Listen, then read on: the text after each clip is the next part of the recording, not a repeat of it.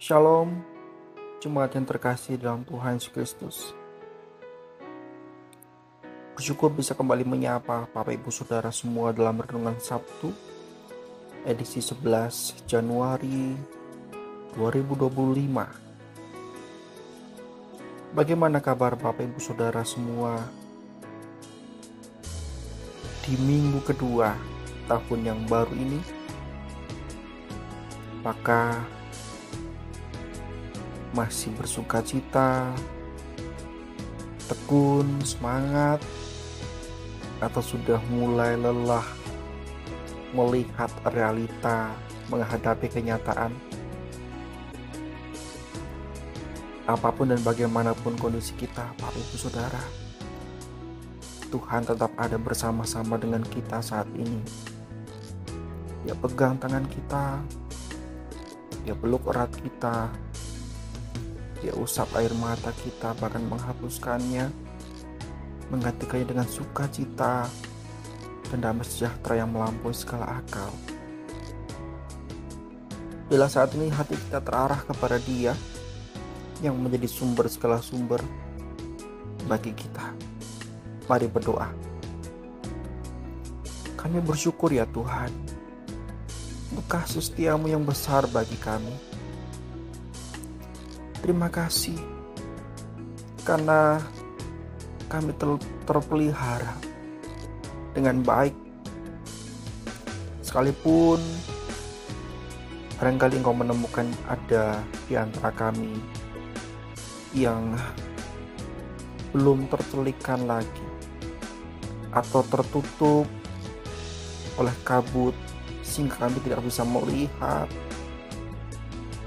karya Allah, pribadi Tuhan kami Yesus Kristus. Maka biarlah melalui firman Tuhan pada pagi hari ini kami dicelikan, kami diteguhkan dan diberkati oleh Allah yang maha tinggi, Allah yang mengasihi kami itu. Terima kasih Tuhan, terima kasih. Amin.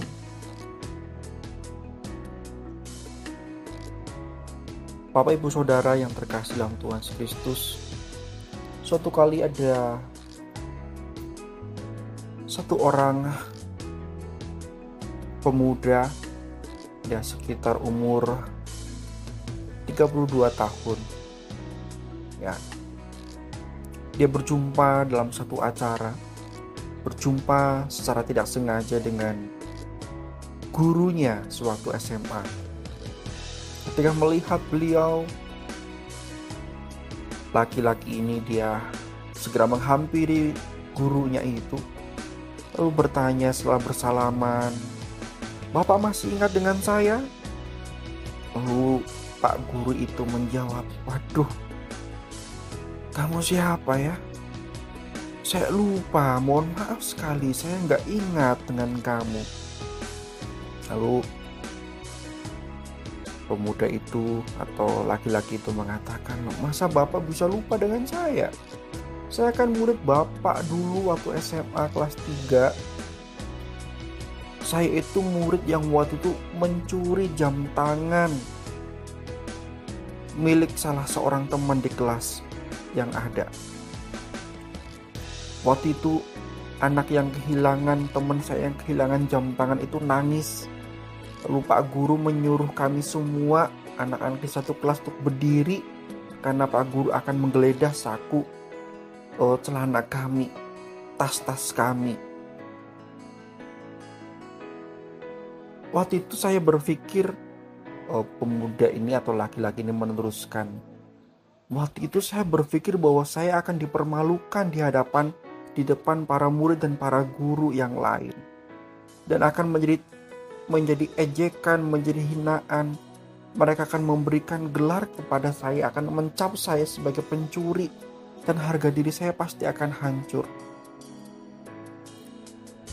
Lalu Bapak waktu itu suruh kami berdiri menghadap tembok dan menutup mata kami semua. Lalu Bapak menggeledah kantong kami, saku-saku celana dan juga baju kami. Dan ketika tiba giliran saya, Bapak ambil jam tangan itu dari kantong celana saya di yang sebelah kanan itu. Dan Bapak melanjutkan penggeledahan sampai murid yang terakhir.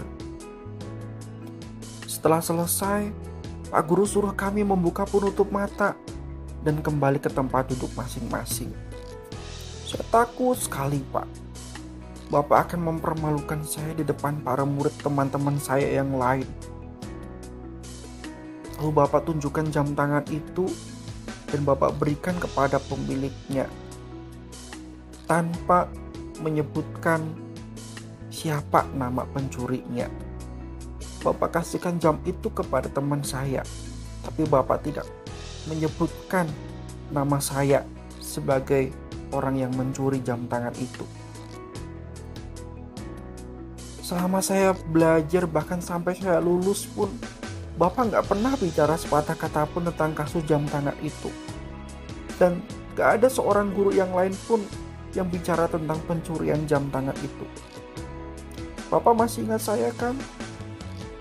Pasti Bapak nggak ingat saya. Saya ini loh murid Bapak.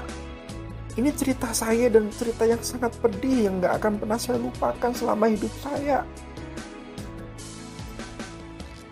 Sampai saat ini saya sangat kagum sama Bapak. Sejak peristiwa itu saya sungguh-sungguh berubah jadi orang yang baik. Gak pernah saya kepikiran untuk mencuri lagi sampai sekarang.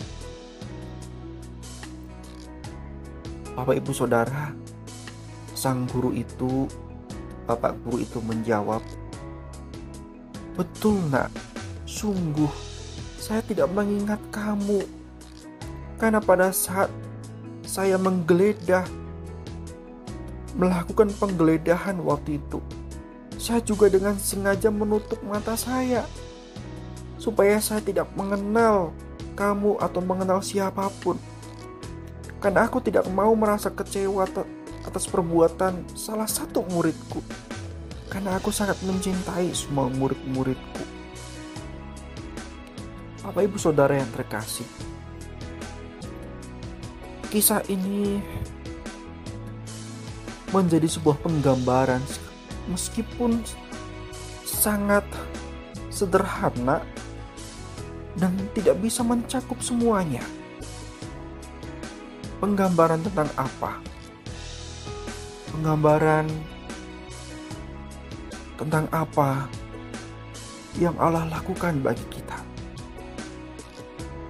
Tentu saja Allah berbeda dengan sang guru dalam cerita ini. Sang guru menutup mata, sementara Allah kita tidak menutup mata. Beliau maha melihat, bahkan mengetahui relung hati kita, rencana kita, dosa yang paling kita pegang dan tutupi pun,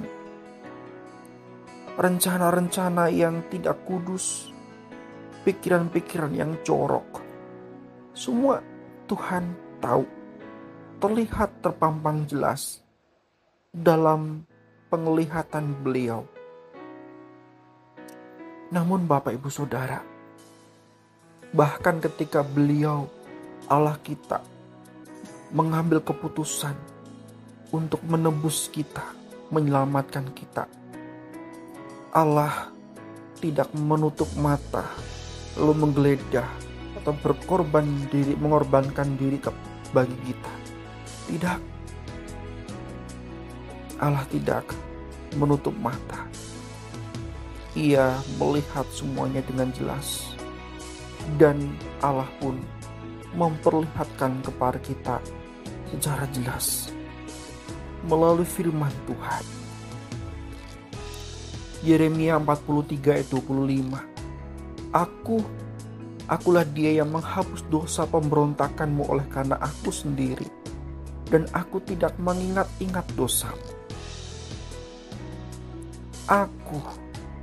Akulah dia yang menghapus dosa pemberontakanmu oleh karena aku sendiri, dan aku tidak mengingat-ingat dosamu. Jadi Bapak Ibu Saudara berbeda dengan si bapak guru tadi yang dengan sengaja menutup matanya supaya tidak tahu Siapa anak muridnya yang mencuri jam tangan itu? Supaya dia tidak sakit hati karena melihat anak didik yang menjadi pencuri. Tetapi Allah melihat semua dosa-dosa kita. Dan beliau menghadapi kita. Beliau mengambil langkah untuk melihat segala sesuatu yang ada dalam diri kita, kenajisan kita, ketidaklayakan kita, keberdosaan kita. Namun beliau juga tidak mengingat-ingat dosa-dosa kita. Dia menghapusnya, Bapak Ibu Saudara. Menghapus berarti menghilangkan, ya. Bukan menganggapnya tidak ada. Ada pada awalnya, namun dihapuskan, diampuni, dan beliau tidak mengingat-ingat dosa saya dan Bapak Ibu Saudara lagi. Bapak Ibu Saudara yang terkasih, apa dampak dari pengertian akan hal ini? Tidak lain dan tidak bukan, saya mengambil langkah praktis seperti laki-laki tadi, mantan siswa SMA tadi, bahwa ketika hal itu, pengalaman itu terjadi, dia berubah. Dia tidak mencuri lagi dan memiliki kehidupan yang baik. Apa sih tujuannya Allah menghapus dosa saya dan Bapak Ibu Saudara? Tidak ada tujuan yang lebih mulia dan penting, adalah supaya saya dan Bapak Ibu Saudara, bahkan ketika kita berkali-kali diingatkan akan pengorbanan Kristus, maka kita harus hidup semakin kudus di hadapan Allah dan bersama-sama dengan Dia. Bagaimana Bapak Ibu Saudara? Apakah di tengah-tengah resolusi, rencana-rencana kehidupan yang kita susun di awal tahun yang lalu, ada di dalamnya bahwa kita mau hidup lebih kudus di hadapan Allah? Kita tidak bisa memiliki alasan, yaitu memang kewajiban kita, atau itu memang itu yang harus kita lakukan. Benarkah itu yang akan kita lakukan? Benarkah bahwa sungguh kita akan berkomitmen hidup lebih kudus di hadapan Allah? Mari ini menjadi perenungan bagi kita, Bapak Ibu Saudara. Kita berdoa. Mohon belas kasih yang daripada Engkau untuk kami, ya Tuhan, menjalani kehidupan kami bukan karena kami takut akan hukuman dosa lagi, sebab Engkau telah selamatkan kami dan Engkau jamin keselamatan kami di dalam Kristus Yesus yang telah berkorban menghapus dosa kami. Namun biarlah ketika kami melihat dan mendengar, mengingat kembali akan pengorbanan Kristus, bahkan Allah Bapa yang tidak mengingat dosa-dosa kami lagi, kami hidup bukan berdasarkan rasa takut lagi, namun hidup berdasarkan rasa syukur, sebab apa yang telah Kristus perbuat bagi kami. Sehingga hidup kami semakin kudus, semakin benar, semakin lurus, dan berkenan di hati Tuhan. Engkau tidak pernah tinggalkan kami. Kami dituntun oleh Roh Kudus yang nyata akan tolong kami hidup juga lebih kudus. Kami serahkan tubuh roh jiwa kami, rencana kami hari ini ke dalam tangan kuasa-Mu. Demi Kristus kami berdoa. Syukur kepada Allah. Amin. Tuhan memberkati Bapak Ibu Saudara semua.